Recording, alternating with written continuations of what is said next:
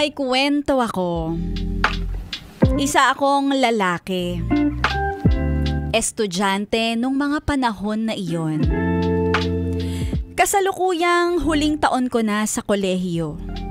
At meron akong guro na mas matanda sa akin ng 15 taon. Isa siya sa mababait na guro, magaling magturo at kahit matanda na, sinasabi ko talaga, ako ay nahuhumaling sa kanyang ganda. Oy. Isang araw habang break namin, nakita ko siya sa library.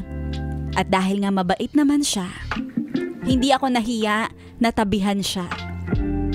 Nagkwentuhan lang kami tungkol sa lessons sa school.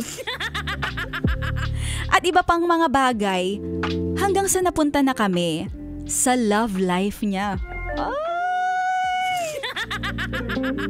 Doon ko nalaman na matandang dalaga na pala siya. At hindi na siya nagkaroon ng boyfriend simula nang iwan siya ng kanyang ex. Ewan ko ba nung sinabi niya na dalaga pa siya? Parang natuwa ako at nagalak ang aking puso. Habang nakatitig ako sa kanyang mga mata, parang napapamahal lalo ako sa aking guro. At doon na nga nagsimula ang lihim kong pagmamahal sa kanya. Ay! 3 taon na ang nakakalipas simula nun. Pero hanggang ngayon, tinatago ko yung nararamdaman ko sa kanya. At nung bago mag-graduation, nagkalakas na ako ng loob. Nagtapat ako ng nararamdaman ko. At sinabi ko lang, baka ito na ang huling beses na magkikita tayo, ma'am. Kaya inaamin ko na gustong gusto kita. Binigyan ko siya ng bulaklak na may note. May pa-note! Na kung gusto mong papasukin ako sa puso mo. Eto ang number ko. Ay, may pag-iwan ng number.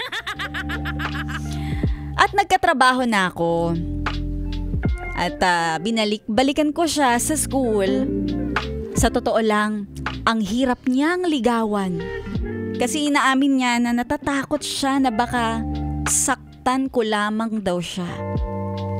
At ngayon 2 years na ang nakalipas. Mag-asawa na kami.